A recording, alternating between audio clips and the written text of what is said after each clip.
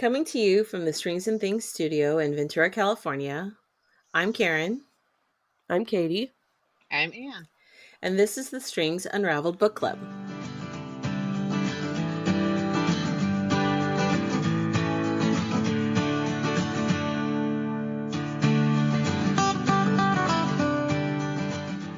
Welcome, everybody. Yay. Hello, good morning. Hello. We're recording this one early for us. It's like 7 o'clock our time, so we're all, fresh-faced and ready to go. Maybe. Yeah, maybe. Anyway. Yeah, what's everybody working on today? Anybody have knitting in their hands? Why, yes. I would hope so. I'm working on the Voyage pullover. This was the thing I was hot to start, that I promised myself to finish a few things before I could start it. Woo-hoo. So I started last Wednesday on the 2nd. Ooh, look at that. It's a woolen pine pattern, and I'm through the yoke into the body, and I'm doing my sleeves as I go, because it's very easy. You break the yarn and you start with new colors every time, so I'm making my way through the sleeves at the same time. That looks very fun. Cool. It's very, very fun. Nice. That's what I'm working on. What are you doing, Karin? I'm working on a test knit for Tina Say. It's called Marcy, and I don't know if you can see, but it's plain, and then it has eyelets, and then it's plain, and then it has eyelets in different, in little blocks. It's meant to be a stash buster. She's got it all in one yarn here, but I'm going to be mixing up. I actually have a sweater's worth of stash that I didn't have to buy yarn for to make a sweater. Woo-hoo. I mean, and yarn that has not been previously designated and used as something. So I have some Moon Glow in various solids, and I'm going to do one round stripes with Dream State, Spin Cycle Dream State. I have a couple of these. Let me show you my yarn. So the yarn starts with a cream, and then it goes through pink and peach and blue, and green. It was a kit for a cowl that I decided it came, by the time it came, it was too late, and I already started the cowl from other stuff. So, not that these are my colors or anything. So this was like corals and stuff, and with that, I'm going to pair this in this yellow blue Dream State in the lighter shades, and then go for this darker blue, green, teal with a little bit of yellow on the. So it's kind of a gradient, because I love me a good gradient. Nice. But the pattern came to us yesterday, and I got through the 10 rounds of ribbing, and I'm on row 5 of the short rows, where we begin the eyelet, but the first, it's not working. The math isn't mathing, so. But but that's part of what we do for the test, is if something's just off, and we only just got the pattern yesterday. So anyway, and I'm also working on my big crochet thing, but I'll show that in another podcast. Anyway, cool. What are you doing, Kaity? I'm knitting a little baby sweater. That's the name of the pattern, little baby sweater. It's a Pearl Soho pattern. And I had knit one a long time ago. They just had put that out in their email recently. Yeah. I love that one. It's an old pattern, but they revamped it with their new yarn. But I have a friend who is pregnant with twins. And so I'm making one of them in this sort of parchment creamy color. And this is kind of like a slate gray blue. And then I'm going to knit the second one with the opposite. So one will be the white with the blue stripes, and the other will be blue with the white stripes. And I started this yesterday, so I got 2 little baby sweaters to knit, and I got to figure out when she's due, so I have a timeline set, but that's what I'm working on. Just that pattern is so cute. I remember I knit it probably at least 10 years ago. And I remember loving that pattern when I knit it. Like, it was a very fun, smart construction. And it's a good way to use up 2 different like fingering weight yarns. And so when I saw that it was like back up, because I was like, what are people knitting right now? What's a popular baby sweater? When I was searching, I was like, oh yeah, I loved that when I knit it the first time. So I'm excited to knit another one. I always wanted it in grown-up size. It would be very cute. It's sort of like what's that? Tom 10. Yeah. Thank you. You knew what I was trying to say. Tom 10 style sweater. Yes. The yarn I'm using is, I don't know how you say this, Kokon? Kokon. I had never heard of it before. That's what I would say. It was gifted to me. So I've got these 2 skeins. It's 100% merino, but it's non-superwash, and it's a really nice really nice hand to it. So nice. Yeah, the colors I'm using are called Leaf and Fog. Adorbs. Yep. I am getting over a cold, so if I sound a little froggy, I apologize. I will try and remember to mute myself if I feel a cough coming on, because I feel like that's all I do lately. But yeah. Anyway, we are here to talk about books. Yeah. Karin, what book did we read? We read Get a Life, Chloe Brown by Talia Hibbard. So the first question is thoughts. It was fun. It was kind of a light. It was fun. It was fun. Yeah. Kaity. Yeah, it was cute. What did you think? I thought I had read. I think I read the other one, or one of the other, because there's 3 sisters. Each one has their own book. I think I read the Danny Brown one. But yeah, it was a sweet little fun romance novel. I enjoyed it. Yeah, cool. I'm looking forward to reading the other 2. Yeah. I forgot about that. Yeah, we're going to get the other 2. Okay, so let me just give a little blurb from the back of the book. Chloe Brown is a chronically ill computer geek with a goal, a plan, and a list. After almost, but not quite, dying, she's come up with 7 directives to help her get a life, in quotes. And she's already completed the first, finally moving out of the glamorous family's mansion. The next items: enjoy a drunken night out, ride a motorcycle, go camping, have meaningless but thoroughly enjoyable sex, travel the world with nothing but hand luggage, and do something bad. But it's not easy being bad, even when you've written step-by-step guidelines on how to do it correctly. What Chloe needs is a teacher, and she knows just the man for the job. Redford, or Red, as he's known, Morgan, is a handyman with tattoos, a motorcycle, and more sex appeal than 10,000 Hollywood heartthrobs. He's also an artist who paints at night and hides his work in the light of the day, which Chloe knows because she spies on him occasionally. Just a tiniest bit.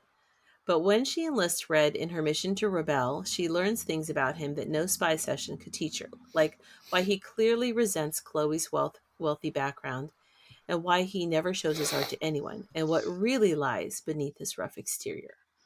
So, anyway, yeah, so I have a few questions from, like, Lit Lovers is the name of the website, litlovers.com. Mm-hmm. And so let's talk a few questions. So about her life, let's talk about her life before her near-death experience, and then consider her list. Like, what did you think of it? What does she make of it? Why does she make it? I mean, why does she make it? Okay. Well, I like that she didn't nearly die from her chronic illness. She nearly died from a fluke accident. Mm-hmm. That, car hits a spot that she would have been standing in, and she doesn't die, but she just comes close to death. Well, I think it's a good wake-up call for anyone to, like, take a look at how you're living your days and see if you're really getting what you want out of it. Mm-hmm. She's a young woman who has a lot of familial support, but it also prevents her from, taking these risks that she sees as fulfilling. Mm-hmm. Yeah. What was I gonna say? Katie, what do you think about her list? I mean, yeah, I mean, we don't. It's a light read romance novel, right? So we don't get a lot of insight into her life before this takes place. You kind of like meet her where she is at the beginning of the book, and it seems like she has had both a hard time with previous relationships and with dealing with her chronic illness and chronic pain. So I could see how that would sort of make you a little bit of a hermit for a while, which is what we learn her previous experience was. She hasn't really gone or done a whole lot in the last, I don't remember how long it was, a couple of years, I think. Because her goals are relatively small, but big for someone like her, like those would be small goals for a different person, like going camping and stuff like that. But for her, those are big, major steps out. Yeah, so it was fun to see how she made all of those things happen. So I have a question. Have you guys ever had a life list? Things like some people call it a bucket list, but I think that's a negative way of looking at it. These are not necessarily things I want to do before I die, just things I want to do. Have you guys ever had like that kind of a list? I've never formally written things down, just kept it in the back of my mind. Like, yeah, this would be nice to do. I also have things I'll never want to do in my life, like jump out of an airplane. Even with a tandem person strapped to my back. No, I have that kind of a list. Things I never want to do in my life.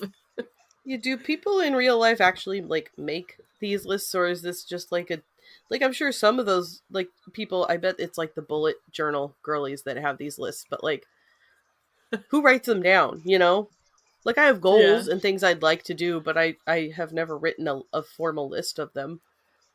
Same. It's detrimental to my personality to do that. As soon as I like make the list, I'm like, no, I don't want to do that. Because I'm a major self-saboteur. So for you, it's if I really, really want to do this, I can never write it down. Also, when I start to really list all of the things I have in mind, it gets overwhelming because I got like a lot of things in mind. That's fair. When it comes to, let's say just something benign like all the things I want to knit coming up. Mm-hmm. It gets a little silly. But then also it changes like every day. Yes. Yeah. That's true. What I wanted to do a year ago is not necessarily on my list today. Right. It like that's sort of funny. It's like, so this is so that Chloe can grow. Mm-hmm. And for me, like a list would prevent my evolution. Yeah. So, okay, I may have to find a new list because I realize this one only has 4 questions. Really, only 4 questions? No, there's more. I gotta scroll down.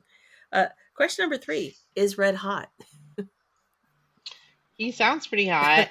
I was, if he was in a movie, casting him in my mind. Yeah, that was my question. Who would you cast him as? He's gotten too old, even though when he was 38, he played 23 really good. But oh gosh, what's his name from Outlander? Oh yeah, that's exactly who was in my head. But he's not really rugged enough. I was just going for a guy who looks hot as a redhead. I can see him being a handyman rugged. Tattoos. I was thinking the same thing, and I Googled like if other people have come up with this, and I found a great resource for us, guys, called MyCast. Okay. Oh, goodie. So there's a website called MyCast where people will vote for who they think would be the right person to play this. So for this book, most people voted for a guy named Cooper Van Grootel, and I don't know who that is. Oh, that sounds familiar. I'm trying to see if he's in a lot of things. I've never heard of this person before, but I'm going to hold up his picture and see if you can see it. My phone is very small, but this guy. Yeah, he'd be good. And I'm like, okay, yeah, he looks cute. Because he's got the long hair. Yep. So I would see him running his hands through that hair. There are some on here on this list, and I'm like, no, that's wrong. Like Michael, Michael Fassbender, who's very handsome, but he's way too old. Too old.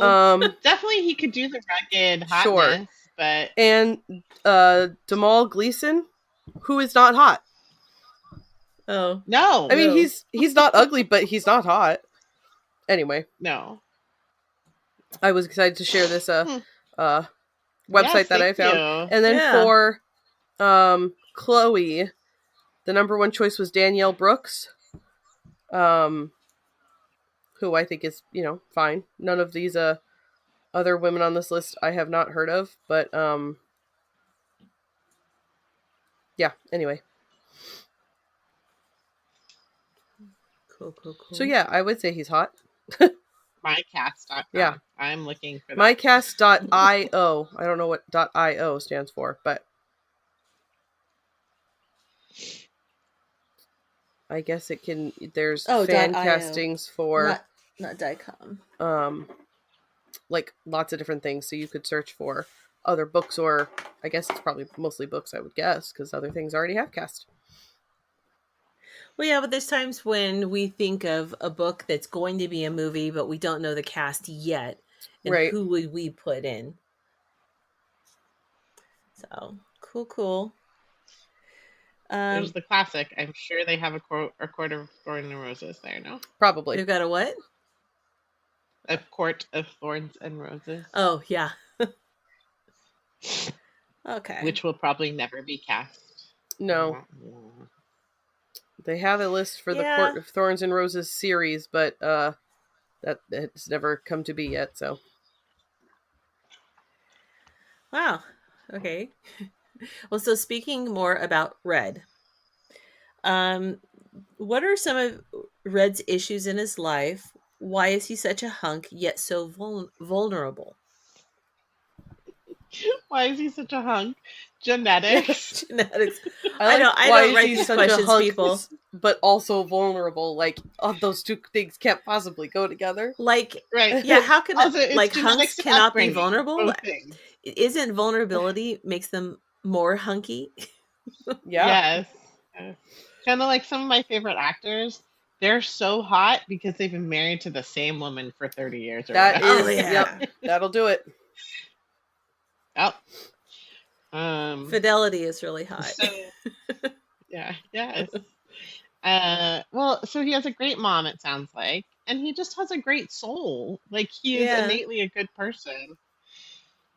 Yeah, and he's an artist, so I don't think you could be an artist without being in tune with your, well, I'm sure you can because there are a lot of them, but I say there's some really. Now that I say that, I'm going to say probably actually not being in tune with your own, mental, health and emotional status and things like that. But maybe that also makes good most artists are most artists are kind of tortured. Yeah, it's what they pour into their art. To be in tune, it helps to be in tune. Yeah.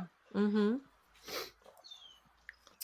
But it's another way to demonstrate his honesty of how he shows himself in the world, because even after his traumatic experience and his art has changed, that's what he's exploring. He doesn't force himself back into his old ways. He lets himself follow whatever his new style or presentation is. Mm-hmm. Yeah, and someone being in touch with their emotional state and mental health and stuff is hot, because he is actively taking care of himself and seeking therapy and also following the steps that his therapist has laid out to help him. Like, he's actively doing those things, and that is inherently an attractive trait, I think. Somebody who's taking care of themselves. Mm-hmm. I concur. Because it shows that someone who is in that place where they can start to, maybe they're not in a good place, but they're actively seeking to be there. There's a level of maturity or I don't know. I agree. I think that self-care has a sentience that is just attractive. Mm-hmm. So I agree. So in the beginning, Chloe and Red do not like each other at all. So what do you think it is that keeps them apart when they finally meet face to face while rescuing a cat that draws them together? How do their opinions of one another change once they get to know each other and spend more time together? Well, they're both just reading the outside jacket. They're not ever giving... They're clearly connected from the start because they both remember the first time they met each other and the exchange of electricity in their handshake. But it was not a nice zing for either of them. So they both have their preconceived notions of what's safe and what's dangerous. And they both read danger in each other. Chloe, he describes her cut glass accent. I'm not sure what that means, cut glass accent. I wasn't... Maybe I'm not around people that have that. It's a sharp, crisp tone, I guess. And I think it also like has a class implication. Okay. Like cut crystal. I can hear that. Okay. How does Chloe's fibromyalgia... How do you pronounce that? Fibromyalgia? I think the way you just did. Yeah. Do you pronounce the I? Is it algia or like algae? I think it's algia. Fibromyalgia. Algia. Okay. Yeah. How does it affect her life? Do you know anyone or perhaps yourself who has fibromyalgia, and what challenges does the disease impose on those inflicted with it? Consider especially the lack of knowledge and sometimes the complete dismissal on the part of medical professionals. I'm the only person that I knew for sure who... Well, I think I've only known one person diagnosed with fibromyalgia, and that was Barbara. Can't think of her last name right now. Oh, she taught at Anna Kappa? Yeah. Okay. And then I had a friend who had a similar experience to Chloe, where like an injury triggered a nerve disorder, but it wasn't fibromyalgia.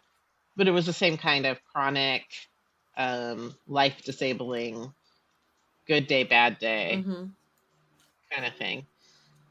And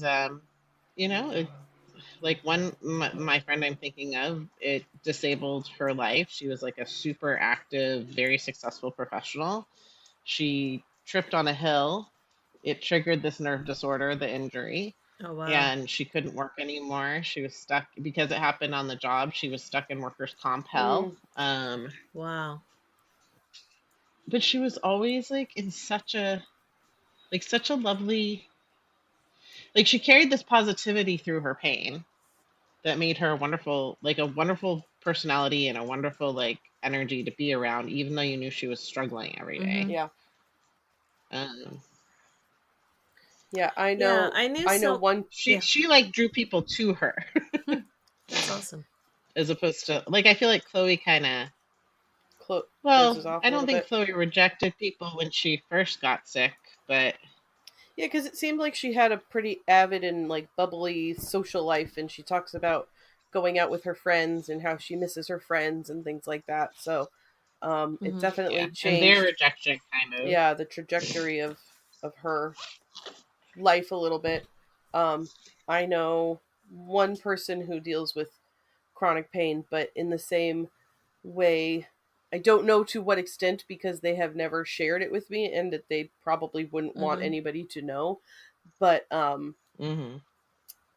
you wouldn't really know, knowing them on a day-to-day basis, that was something that they struggled with, because they're a very strong person. But knowing that is something that they deal with is they didn't really let it, deter their life. So I don't know at what level they experienced it, but but I definitely know there's, like you were saying, like the good days and bad days and stuff like that. So maybe I just never saw them on bad days. I don't know. Or they're super good at hiding. That is probably why. I know that there was a time where fibromyalgia was very difficult. It's not an easy thing to diagnose. Usually people who finally get a diagnosis, because I knew someone who had it, they had to go through all kinds of tests. And if you have the right kind of doctor, people used to just call it malingering, or they used to totally downplay it. And with Chloe being African American, I also wonder if she had challenges with that, or maybe her family's affluence maybe, countered any, because I know in the medical profession, women of color, I guess not, often are downplayed in their health.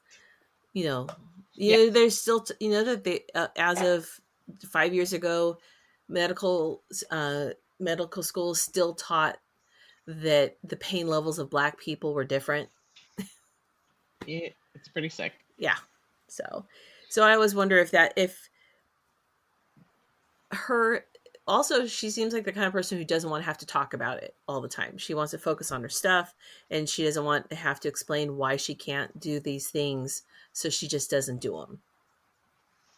Well, that's one of the things that's so attractive when she lets Fred in, is that she keeps mentioning that he anticipates her limitations without him making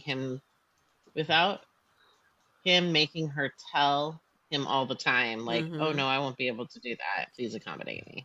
It's got to be, he's already like considered it. It's got to be such a relief to be able to be yourself without having to explain yourself all the time. Right. Well, I think that's a key. That's a perfect key to a like, that's how I knew my husband was the right person, was I was never pretending with him. I wasn't ever putting on a show like I had with other people I dated. Okay, I do want to talk a moment about the cat. I mean, that rescuing a cat was not on her bucket list. Was not on her to-do list, her get a life list.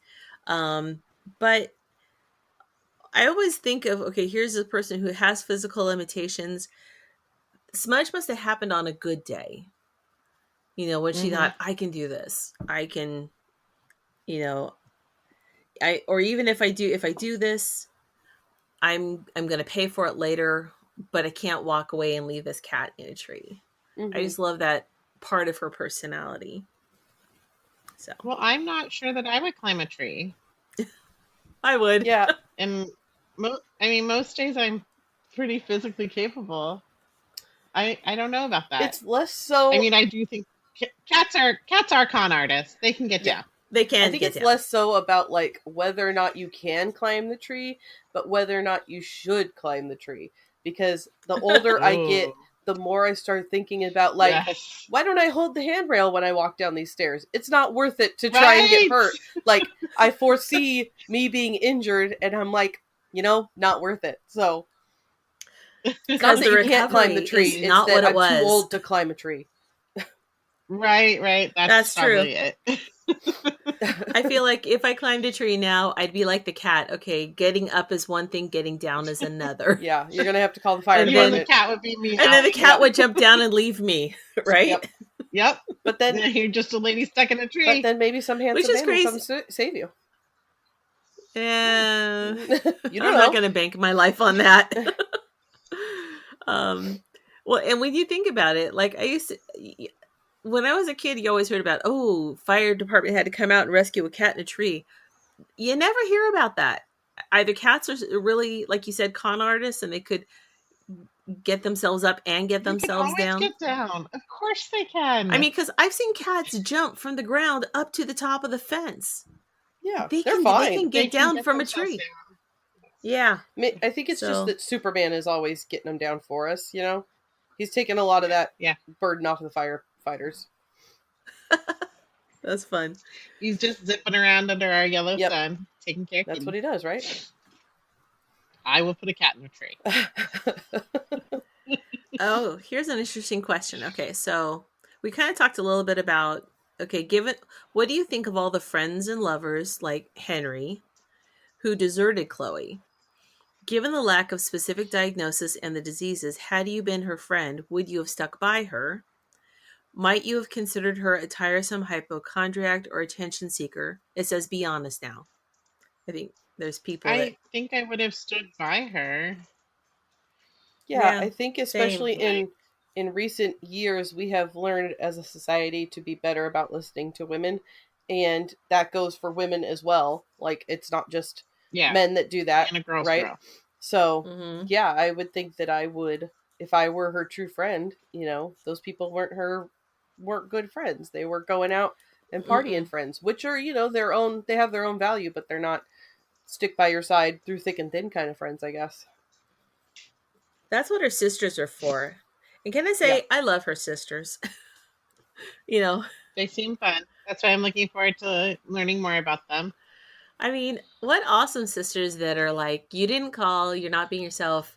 We are taking it upon ourselves to check in on you and take care of you because we're here for you, even if you don't speak up. So, and also, Red's hot, they say. Yeah. Okay, so question is, laugh. Did you laugh much, and at what parts? I laughed a lot. It was a very funny book. This was a nice light book. Yeah, go ahead, Katie. I unfortunately finished this a couple weeks ago because it didn't take me very long to get through it, so I can't remember specifics, but I do remember enjoying it and like you were saying, laughing while I was reading it, but I don't have specific moments. So that's at the end of the regular questions, but I kind of want to go over her list and get your reactions. Clearly she moved out, which was great.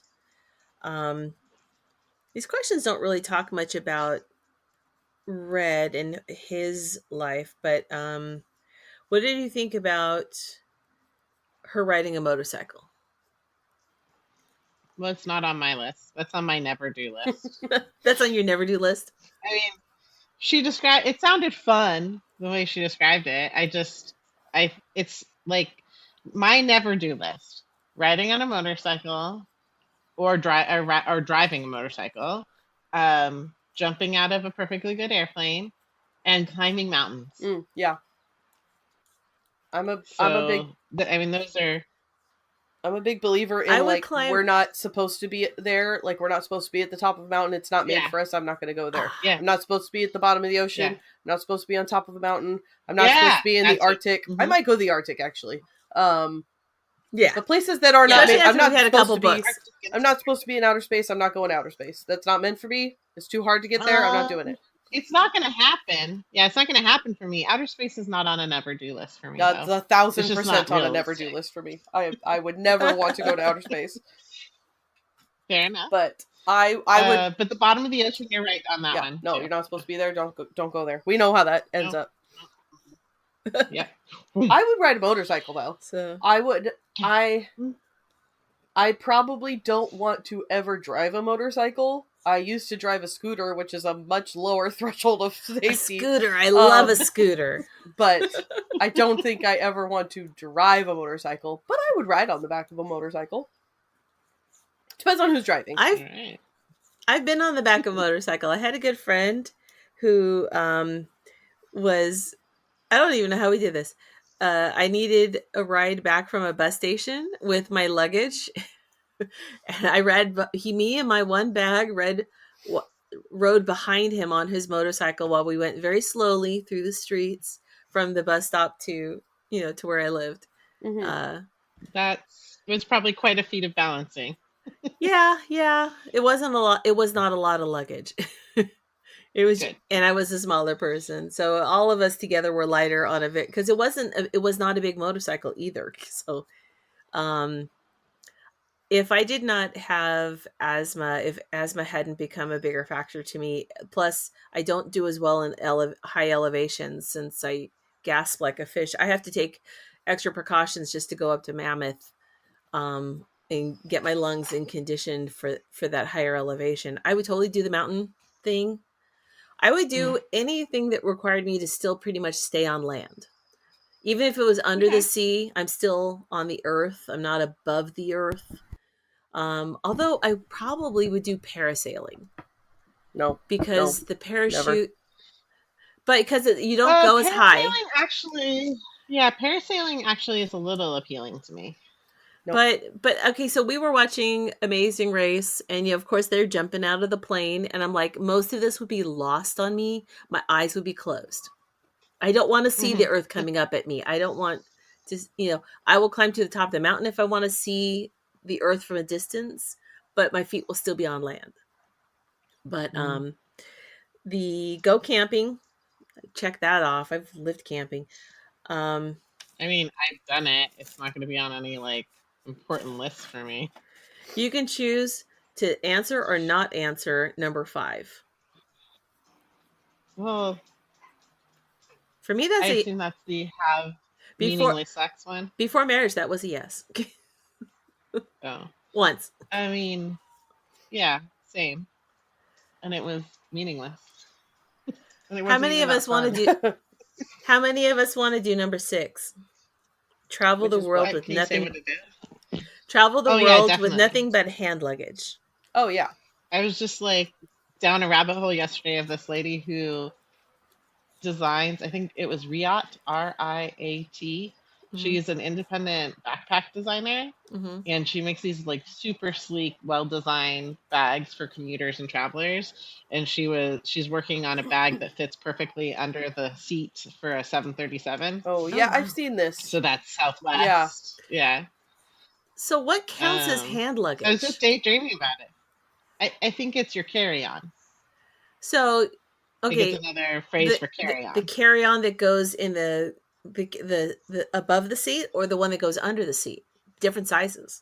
I guess it depends on who you're going to be traveling with. Guess it could be a backpack, which can go either way. Yeah, it's if you're traveling the United States and you're just flying Southwest, it's both. I think that if you're traveling Europe, I think hand luggage in Europe / Great Britain is what we call carry-on. I think that's their term for carry-on luggage. It's English, but it's a whole nother language. It's not American. Right. Number 7, do something bad? No. That's not me. Why not? Well, I mean, what she did wasn't illegal. Well, that's true. Yeah. What she did was inappropriate, but not necessarily I mean, there's levels of bad. Murder someone, that's bad. Was it inappropriate? He's there with his window open. Yeah, he didn't really seem to care if anybody saw him. He left his window open. It can't be that bad. That's exactly right. If so, it's what's bad to you. It's her definition of bad. Know? Yeah. So I had this annoying thing happen yesterday, and if I had indulged my worst angels, this would be bad. So I was at the grocery store. It was a very busy moment. It's that moment where everybody decides to check out at the same time in the store. And I was looking around, and I noticed 2 cashiers were opening. So I was waiting and watching, and one of them ended up opening the aisle right next to me. And I thought we were making eye contact when he gestured, "Come on over." So I zoomed over and started unloading my groceries right away. The guy 2 people ahead of me also saw that, and he had a literal fit. Oh. "You were behind me. How dare you? There's other people waiting." Okay. Karin. Go right ahead. You can go right ahead of me. It's fine. And then he proceeds to yell at me for the whole time he's checking out also. I'm like, I let you go ahead of me. I'm done talking to you. Yeah, and you didn't cut him off on purpose. No. Well, I mean, I was looking out for me. Sure. But I thought I had been gestured over. It would have been a lot more fun in the aftermath because there was like some other inconveniences that arose from it. That I should have just said, fuck you. Excuse my French. I got here first, sir. What is it? There's the line from Fried Green Tomatoes. Yeah. I'm younger and better looking. I'm older and have better insurance. I mean, it's not exactly fitting, but it's like that. Yeah, yeah. Like in my head, I would do the Kathy Bates moment, but to suit me, to suit my moment. So if I had indulged my worst angels, I would have been like, forget it. I already unloaded, sir. Yeah, what are you gonna do about it? No, I let him go ahead of me. Yeah. That actually would have been more fun. Well, yeah, but like, you gotta weigh your safety sometimes. I mean, you're in the middle of a crowded grocery store. I don't know how in danger you were, but these are things you gotta think about. Yeah. I didn't want to look like an a-hole. So I let him go. That's fair too. But he did it anyway. But he did it to himself anyway. I felt like I let him look like an a-hole. Nice. See, then you won. Yeah. So, that's all the questions I have for this very light book that was enjoyable and it was lovely. Yeah, it was very cute. Good. But I do want. You're right. I do want to read the other the companion books that are of her sisters. Yeah. I think that will be a lot of fun. Delving more into their world. It was a good. It's nice to. It was a good romance novel. It hit all the notes. It had a little bit of spice. It was funny. It was cute. You were rooting for them. All the things. Yeah. It only had my least favorite is the no communication. Yeah. Like the misunderstanding, no communication. It happens in everyone. And you're like, I hate this part. But it only happened for a minute. That I did It only happened for a minute. It was short. Some romance novels you read, it's like half the book, they're angry and they're not talking to each other. Yes. And you're like, come on. But this was 10 minutes and then they walked across the hall and they were like, actually, I'm sorry. And you're like, great, love it, cool. Yep.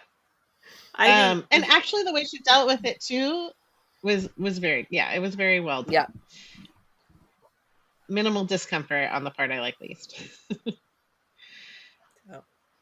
What are we reading next? What did we read this? Yeah, did you read anything else? What did we read this month? Yes. Someone else go first while I pull it up.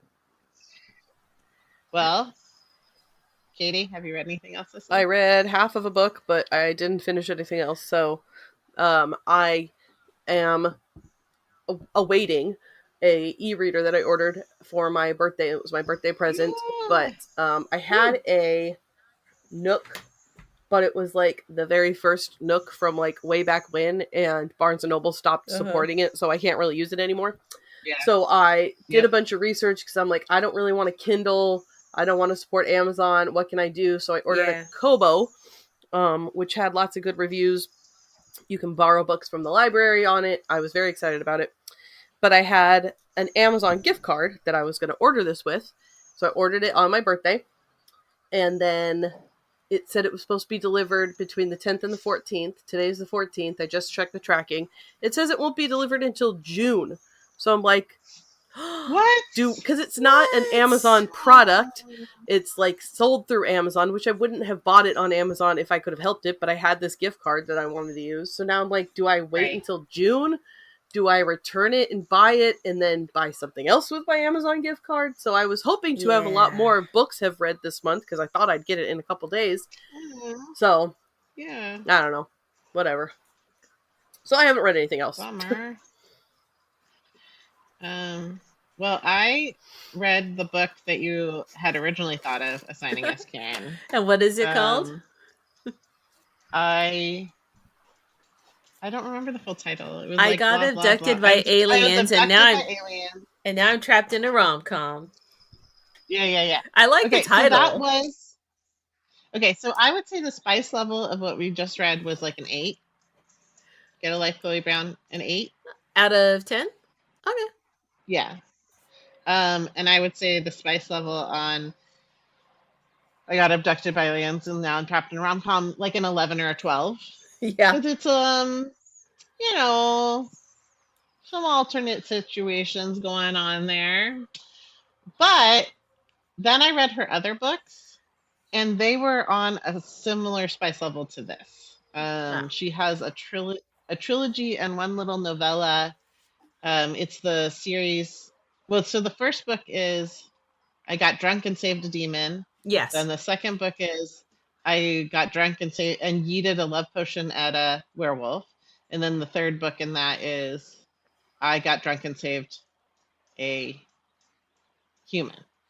And then there's a little novella called Mistletoe that has like a tiny backstory on an important character.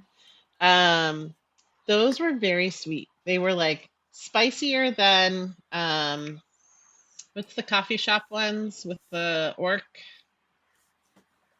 Coffee shop ones with an orc. Katie, you read them.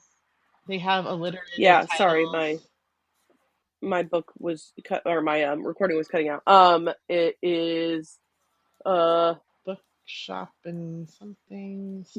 Bone Dust and Bookends. Yeah. Or Bookends and Bone Dust. One of those. Yeah. So those are so sweet and like very cozy, lovely reads. Her I think she calls that trilogy Meadowmead. Her name is Kimberly Lemming. Very sweet. Same spice level as Chloe Brown, I would say.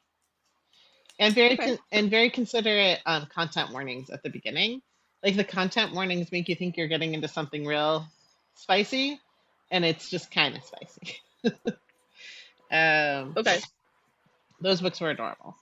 And then I read an important science fiction work called The Three Body Problem, which is interesting, but I think you have to read all of it. And I have not watched that show at all because I'm afraid that in the telling of the TV show on Netflix that there'll be spoilers within the universe. So I feel like I have to read all the books before I watch that show. Right. But it was good. It was a very interesting take on what it's telling. Cool. Karin, did you read anything else? I did. Do you remember we did the Vera Wong's Guide to Solving Murder? Yes, I saw she has a new book. She does. Yes. Vera Wong's Guide to Snooping, in parentheses, on a Dead Man. It's also good. It's in her same universe. It's a little further along in their in her family and expanded. A little bit of snooping ends up solving a really important crime. So that was really good. What did I finished An Academy for Liars by Alexis Henderson. I am still reading The Library of the Dead by T.L. Huchu. And I started My Sister, the Serial Killer by Oyinkan Braithwaite, which is really fun. It's really fun. I mean, her sister doesn't really see, she has boyfriends who always mysteriously just sort of end up dead. And this one girl is always trying to just cover up or try to just clean up her sister's messes until her sister takes an eye towards her best friend. And she's like, wait, how do he's crazy about my gorgeous looking sister. How do I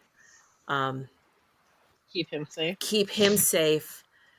And the more I try to pull her attention away from him, the more she's going to want him. So how do you balance that? So that was My Sister, the Serial Killer by Oyinkan. I'm messing up the name. Oyinkan.